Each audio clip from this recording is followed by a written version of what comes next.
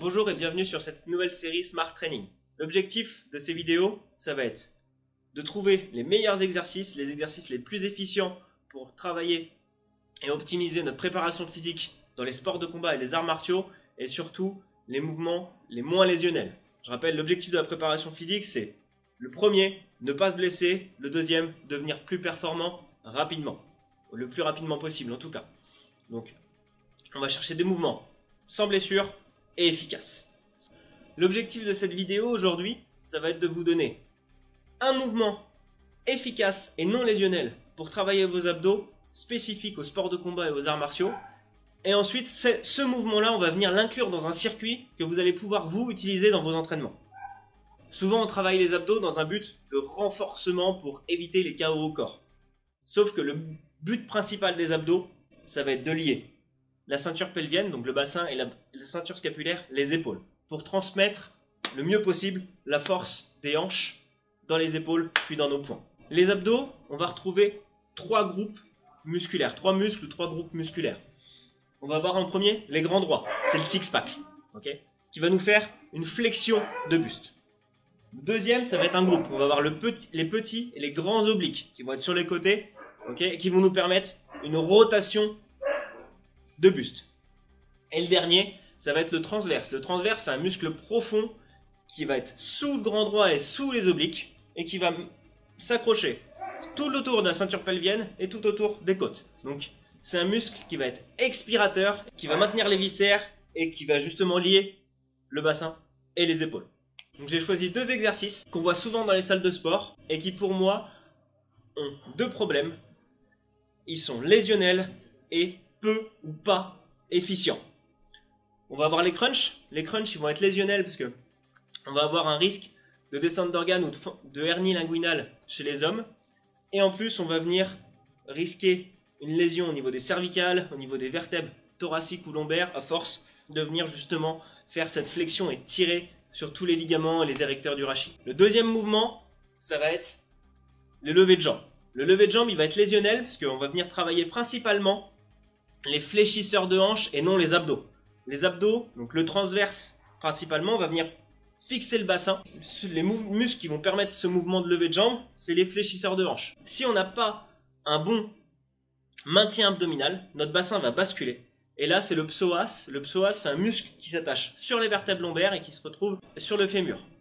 Si le psoas vient tirer sur les vertèbres lombaires, on va se retrouver avec des vertèbres qui vont venir s'ouvrir. Et là, on a une lésion au niveau des vertèbres. On risque une hernie. Par contre, il va être un peu plus efficient que les crunchs parce qu'il va nous faire justement travailler les fléchisseurs de hanches. Et les fléchisseurs de hanches, on va en avoir besoin pour tous les kicks. C'est un mouvement qui peut être intéressant, pas principalement pour les abdos, et avec un public déjà avec un renfort abdominal assez important pour maintenir le bassin en place. Si on veut un mouvement efficient et non lésionnel pour les abdos dans le cadre des arts martiaux, encore une fois, je vais vous présenter le Pall of Press. Le Pall of Press, c'est un mouvement qui va nous permettre de venir travailler en anti-rotation. Donc on va lutter contre une traction pour maintenir justement la liaison entre le haut et le bas du corps pour optimiser nos coups et nos transferts de poids. Le Pall of Press en anti-rotation, il va être non lésionnel, okay, et du coup super efficient parce que c'est exactement les muscles et de la façon dont ils vont être engagés quand on va mettre un coup de poing. Okay, pour le Pall of Press, je vais avoir trois variantes. Deux variantes avec l'élastique, une variante avec partenaire. Donc le Pall of Press anti-rotation. Je vais venir attacher l'élastique à un poteau à peu près au niveau de mon plexus. Okay, je vais venir l'attraper avec la main opposée à l'élastique. Ça va me permettre en plus de travailler mes rotateurs externes, donc faire de la prophylaxie sur mon épaule. Dans l'idée, je passe mes pieds largeur des épaules. Je les vise dans le sol pour envoyer mes genoux sur l'extérieur, engager mes fessiers, ce qui va me permettre de bloquer mon bassin. Une fois que mon bassin est bloqué dans la position, je serre les abdos, j'envoie les épaules sur l'extérieur, je fais une petite rotation externe pour envoyer mes épaules vers l'arrière, et là je suis fixe.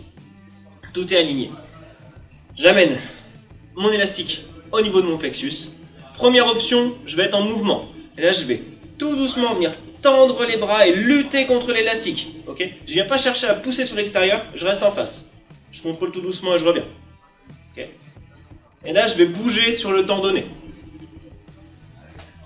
Deuxième option, je reste statique. Je mets l'élastique en tension, bras tendus et je bouge pas. J'éloigne mes épaules des oreilles et j'évite de remonter ici. Si je commence à avoir un phénomène de compensation ici où j'engage les trapèzes, c'est que mon élastique est trop dur ou alors c'est que je suis trop loin, c'est que j'ai mis trop de tension ici. Okay, donc on essaye d'adapter, on reste humble face à la charge, c'est ce qui nous permettra de progresser le plus rapidement possible. Normalement, vous allez sentir une force croisée ici dans vos abdos, c'est bien ce qu'il faut sentir. Et en plus, dans le circuit, vous allez sentir votre cœur monter, donc il faudra essayer toujours de respirer ici, tout en gardant une tension sur votre sangle abdominale. Troisième variante, avec partenaire, je vais venir tendre les mains devant moi, et là mon partenaire va venir pousser de chaque côté mes mains. Dans l'idée, c'est qu'il va appliquer la force que m'a appliqué l'élastique, c'est lui qui va me l'appliquer. Donc soit il va appuyer longtemps et changer de côté, soit il va venir plus rapidement pour demander une vitesse de contraction et de réaction de ma sangle abdominale. On va éviter d'aller emmener les mains derrière l'épaule, parce que là je perds la connexion abdominale. On va toujours rester dans la zone ici, dans la ligne entre mes deux épaules. Et là, ça va être efficace.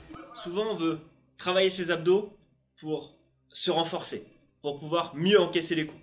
Sauf que, on va se prendre un KO au corps quand justement on va être en train de taper et on va respirer, on va relâcher la contraction ici. Et là, le mec, il va rentrer, il va passer par en dessous, il va nous taper au plexus ou au foie au moment où on est décontracté. Donc l'idée, ça va être de chercher à travailler en restant contracté et récupérer et réussir à respirer en restant contracté. Pour ça, on va enchaîner 1 minute de shadowboxing ou de sac et derrière, on va faire 30 secondes de pal-off press. Donc, pour ce circuit-là, je vais enchaîner, je vais faire plusieurs tours. Un côté, j'aurai un pal-off press qui va être en anti-rotation à droite. De l'autre côté, il sera en anti-rotation à gauche. Donc l'objectif, ça va être d'apprendre de renforcer cette sangle abdominale, donc essentiellement les obliques et le transverse, mais aussi d'apprendre à récupérer, okay, à refaire descendre le cœur en gardant cette contraction abdominale.